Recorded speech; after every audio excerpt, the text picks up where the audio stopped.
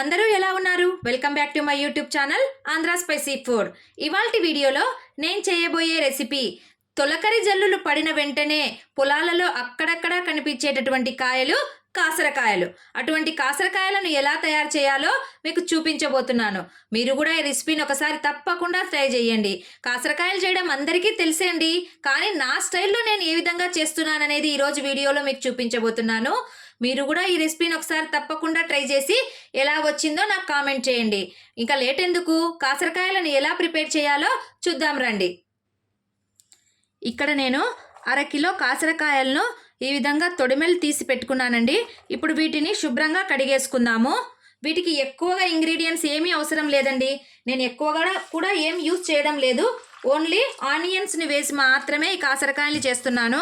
ఎటువంటి టమోటా కానీ ఎటువంటి ఎక్కువ మసాలాలు కానీ కూడా యూజ్ చేయడం లేదు. ఏ విధంగా చేస్తున్నానో ఒకసారి మీరు కూడా తప్పకుండా వీడియోని ఎక్కడా స్కిప్ చేయకుండా చూడండి. నా వీడియో నచ్చినట్లయితే ఒక లైక్ చేయడం మాత్రం మర్చిపోవద్దండి. ఇంకా ఎవరైనా నా ఛానల్ను సబ్స్క్రైబ్ చేసుకొని వాళ్ళు ఉంటే తప్పకుండా సబ్స్క్రైబ్ చేసుకోండి. చూడండి, ఈ విధంగా ఏదైనా మట్టి ఉంటుంది కదా, అలా లేకుండా బాగా వీటిని శుభ్రంగా కడిగేసుకోవాలి. ఒక 2-3 సార్లు బాగా కడిగేసుకోండి. ఈ విధంగా 3 సార్లు బాగా వాటర్తో కడిగేసుకున్నాను. ఇప్పుడు స్టవ్ మీద బాండలి పెట్టుకొని అందులో ఆయిల్ వేసేసుకోవాలి. ఆయిల్ కూడా ఎక్కువగా పట్టదండి దీనికి. చూడండి, నేను ఆయిల్ కూడా ఎక్కువ వేసుకోలేదు, 2 టీ స్పూన్స్ వేసుకున్నాను. ఆయిల్ హీట్ ఎక్కిన తర్వాత కొన్ని పోపు గింజలను వేసుకుంటున్నాను. వీటితో పాటు నేను కట్ చేసి పెట్టుకున్నటువంటి 2 పెద్ద సైజు ఆనియన్స్ని వేసుకుంటున్నాను.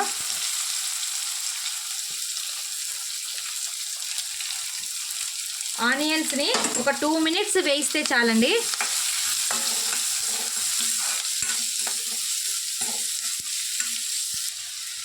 వన్ స్పూన్ సాల్ట్ వేసుకోవాలి. కొద్దిగా పసుపుని యాడ్ చేసుకుంటున్నాను.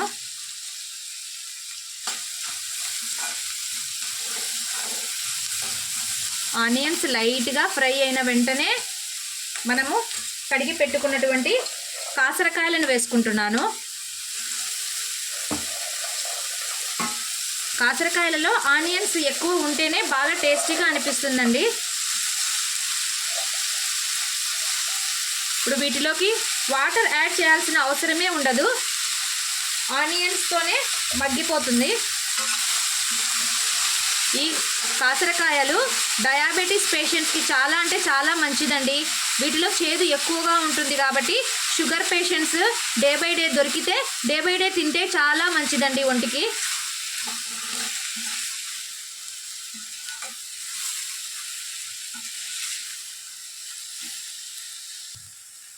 ఇప్పుడు వీటిని సిమ్లోనే పెట్టేసుకొని ఒక 10 మినిట్స్ వరకు సిమ్లోనే వీటిని ఉడికిచ్చేసుకుందాము. ఈలోపు మనం మసాలాను ప్రిపేర్ చేసేసుకుందాము. మీరు గమనించాల్సిన విషయం ఏమిటి అంటే, కాసరకాయలు మగ్గపెట్టేటప్పుడు ఎప్పుడే కానీ ప్లేటు మూసేసి మగ్గపెట్టొద్దండి. అలా చేయడం వల్ల ఏమవుతుంది అంటే కాసరకాయలు త్వరగా మెత్తపడిపోతాయండి. ఎప్పుడైనా సరే కాసరకాయ పూర్తిగా మెత్తపడితే దాని టేస్ట్ అనిపించదండి అంతగా. అందుకోసం అనేసి ఎప్పుడూ కూడా కాసరకాయలను మగ్గపెట్టేటప్పుడు ప్లేట్ మూయొద్దండి. నేను మసాలా కోసము కొద్దిగా కొబ్బెర, 1 గడ్డ వెల్లుల్లి గడ్డను, కొద్దిగా మిర్చి పౌడర్ని తీసుకున్నానండి. ఇందులో ఎక్కువ ఐటమ్స్ యూస్ చేస్తే బాగోదండి. అందుకోసం అనేసి నేను ఓన్లీ వెల్లుల్లి కారాన్ని మాత్రమే ఇందులోనికి వేసుకుంటున్నాను. ఈ విధంగా చేస్తేనే టేస్టీగా ఉంటుందండి. ఇలా చూడండి, వాటర్ వేయకుండానే మనం కాసరకాయలు కడిగాము కదా, ఆనియన్స్ ఆ విధంగా కడిగినటువంటి వాటరే ఇంత వచ్చేసింది. దీనితోనే మగ్గిపోతాయండి. అందుకోసం అనేసి కాసరకాయలలో వాటర్ని యూజ్ చేయకూడదు. ఈ కాసరకాయలలో చేదు ఎక్కువగా ఉంటుంది కాబట్టి పిల్లలు ఎక్కువగా ఇష్టపడరండి. కానీ షుగర్ పేషెంట్స్కి ఇది చాలా మంచిది. ఒకవేళ పిల్లలు తినాలి అనుకుంటే కొద్దిగా వీటిని బాయిల్ చేసేసి నీటిని వడగొట్టేసి మీరు పోపు వేసుకోవచ్చండి. మీరు తాలింపు పెట్టేసుకోవచ్చు. అప్పుడు కొద్దిగా చేదు తగ్గుతుంది. కాబట్టి కొంతమంది ఏం చేస్తుంటారు అంటే వీటిలో కొద్దిగా బెల్లం కానీ చక్కెర కానీ కూడా యాడ్ చేసుకుంటుంటారు. అలా చేసుకోవడం కూడా తినచ్చండి. కానీ మాకు ఇలా ఇష్టం ఉండదు కాబట్టి మేము బెల్లము షుగర్ యాడ్ చేసుకోమండి. నాకు స్వీట్ తినడం అంటే ఇష్టం ఉండదు కాబట్టి నేను బెల్లాన్ని కానీ షుగర్ని కానీ యాడ్ చేసుకోవడం లేదు. నేను డైరెక్ట్గా ఇలాగే ఆయిల్లోనే వేసుకున్నాను. ఒకవేళ మీకు ఇష్టం లేదు అంటే మీరు బాయిల్ చేసి కూడా తాలింపు పెట్టుకోవచ్చండి. చూడండి 70% వరకు కుక్ అయిపోయాయి. ఒక 5 మినిట్స్ ఇలాగే వదిలేసి కొద్దిగా మగ్గనిచ్చుకుందాము. చూడండి వాటర్ అంతా డ్రై అయిపోయింది.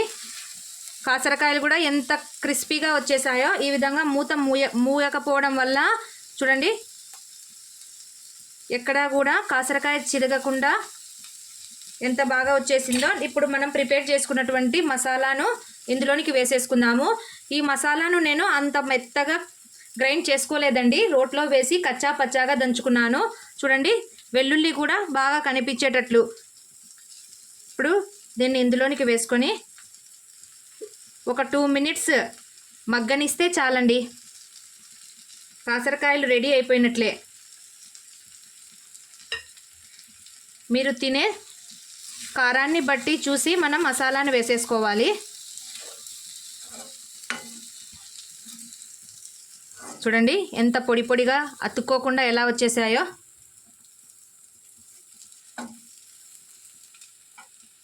చూడండి ఒకదానికొకటి అతుక్కోకుండా ఎంత పొడి పొడిగా వచ్చేసాయో కదా. చూస్తుంటేనే తినాలనిపించేంత టేస్టీగా ఉన్నాయండి. మీరు కూడా ఈ రెసిపీని ఒకసారి తప్పకుండా ట్రై చేయండి. ఈ కాసరకాయలు దేనిలోకైనా సూపర్గా ఉంటాయండి. రైస్లోకి కానీ, చపాతీలోనికి కానీ, జొన్న రొట్టెలోనికి కానీ చాలా అంటే చాలా బాగుంటాయి. వీటిలో పర్ఫెక్ట్ కాంబినేషన్ అంటే జొన్న రొట్టెనేనండి. తింటూ ఉంటే ఎంతైనా తినాలనిపించేంత టేస్టీగా ఉంటాయండి. మీరు కూడా తప్పకుండా ట్రై చేయండి. నా వీడియో నచ్చినట్లయితే లైక్ చేయండి, మీ ఫ్రెండ్స్ అండ్ రిలేటివ్స్కి షేర్ చేయండి. మరిన్ని సింపుల్ అండ్ టేస్టీ రెసిపీస్ కోసం నా ఛానల్ను సబ్స్క్రైబ్ చేసుకోవడం మాత్రం మర్చిపోవద్దండి. Thank you for watching. Take care. Bye bye.